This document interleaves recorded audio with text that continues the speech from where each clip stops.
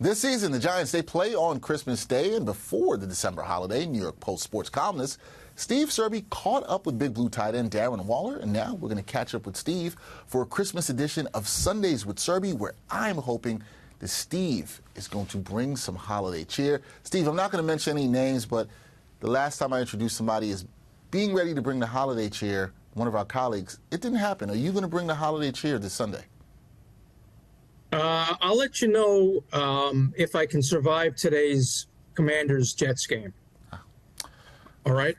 Yeah. If I can survive that, it'll be a green light. I'll provide all the cheer you want, but that I have to survive and advance that one first. You know what? I respect that. I understand the survive and advance and how that might affect your mood for the holiday. Well, hopefully you don't turn into a Grinch. But we're going to get into these questions, Steve.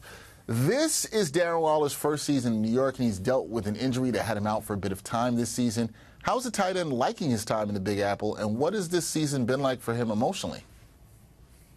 Well, he happens to love New York City, and he loves the restaurants, and he loves the culture, and he loves the skyline view of Manhattan that he has. He loves going to Hudson Yards on Friday nights and creating music and singing, and you know, his great-grandfather was Fats Waller, and so that's in his blood. It's in his DNA. He's fortunate in the fact that he has been through so much. He's been to hell and back with his addiction, his drug addiction. Thank God he's come out on the other side, and he's very even-keeled now about the fact that things happen for a reason. He's had the hamstring injury that kind of derailed a dream season that was predicted by many of us, including myself, who drafted him in many fantasy leagues. And I'm thinking of starting him on Christmas Day, by the way. I need your input on that.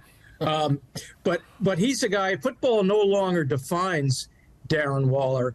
He used to let it define him, and there were times he felt as if he was a failure when he was not doing well, and when people were calling him a drug addict, he would take that personally, and it would crush him.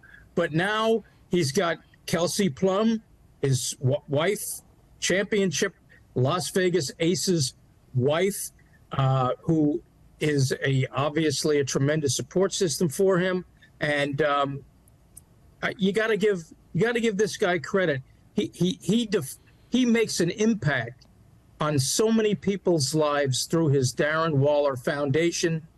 He gives to the homeless. He wants to make the world a better place. And if you can't root for a guy like that, I don't know who you can root for. Yeah, I don't know who you can root for, and it's really great, inspirational, especially at this time during the holiday season, to hear about the work that Darren Waller is doing that he was able to share with you in this Q&A.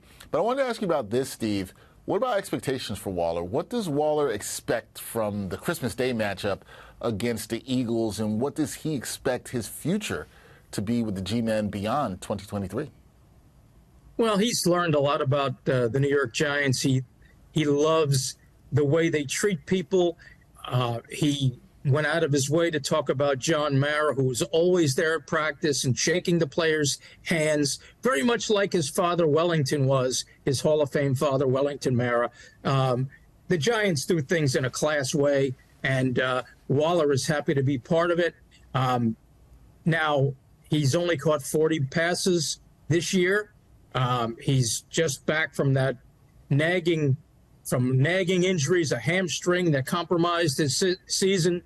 But he believes he can, when given opportunities, he can be the player he was back in 2020 when he caught 107 balls for almost 1,200 yards and 9 touchdowns with the Raiders. And the year before that, he caught 90 balls for 1,145 yards. And that's why the Giants traded for him, to be basically their number one receiver for Daniel Jones. And obviously it hasn't worked out for either Waller or for Daniel Jones. But Christmas Day in Philly, he's got Tommy Cutlets throwing him the ball. He's healthy again. And the Giants are trying to undo this tremendous domination that the Eagles have had over them over the last decade. The Eagles have won their last 4. And I would advise Darren Waller not to dress up as Santa, because That doesn't play well in Philadelphia. But, no, the Eagles are struggling, and this is a very, very critical game for the Eagles because they're challenging the Cowboys for the NFC East division title. So they're a little bit shaken confidence-wise. They've got a new defensive coordinator, Matt Patricia, and, Darren Waller could have a big day catching passes from Tommy Cutlets, who will be under siege from the Eagles' defensive line. Now, Waller, by the way, I asked him, his father was a Giants fan growing up. His mother was a Commanders fan. And both his parents used to call the Eagles pigeons for some reason. So he'll have a little added incentive to bring it the way Darren Waller used to bring it to the Philadelphia Eagles. And again, the kind of guy you want to root for. And for the Giants to have any chance on Christmas Day in Philadelphia, he's going to have to play a big role. He's going to have to play a big role. You know he's going to want to do that on Christmas Day. I just want to go to one thing before we're finished here, Steve, because you kind of mentioned, you kind of slipped this in here. It really comes up a lot with you about your fantasy team. Did you let Darren Waller know that he's not bringing it for your fantasy team this year? Did you let him know that you were disappointed that he's not giving you enough points this year? No, I didn't. I thought about it, and if I had, it would have been the very last question or the very last comment. That's not the way you want to start an interview off. But my dilemma, maybe you can help me. I'm still in the playoffs in a couple of leagues. Okay. Dalton Schultz or Darren Waller. Who would you play? Schultz is playing against who this week again? The Browns. The Browns. Yeah, Case Keenum in at backup quarterback.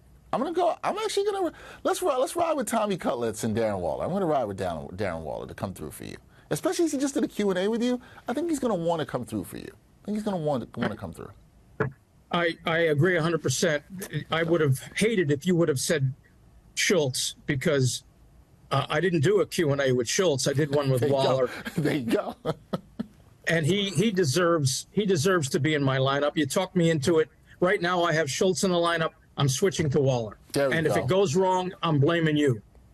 Oh, you don't have to do that. But, just don't do that. Just say, this is my Christmas gift to you. That's what it is. I just gave you a nice Christmas gift. There you go. That's all that's there. I'm giving to you so that your team can give you points and give you some joy on Christmas Eve, no matter how terribly or maybe well the Jets game goes for you this Sunday. We'll see. But what everybody should do for some holiday cheer, check out Steve Serby's Q&A with Giants tight end Darren Waller. It is a good one. I'll be in the MetLife press box tomorrow with Mr. Sunshine Brian Costello. You'll be right there with him, bringing all the holiday cheer for the New York sports fans, particularly the Jets fans. Steve, always a pleasure. Happy holidays. We will talk next week. Hey, happy holidays. Merry Christmas to you. Great working with you. You do a tremendous job trying to make people like me look good, which is not easy, and we all appreciate Dexter Henry. Thank you. When you work with professionals and legends, it's always smooth sailing. Thank you, Steve. Thanks, Dex.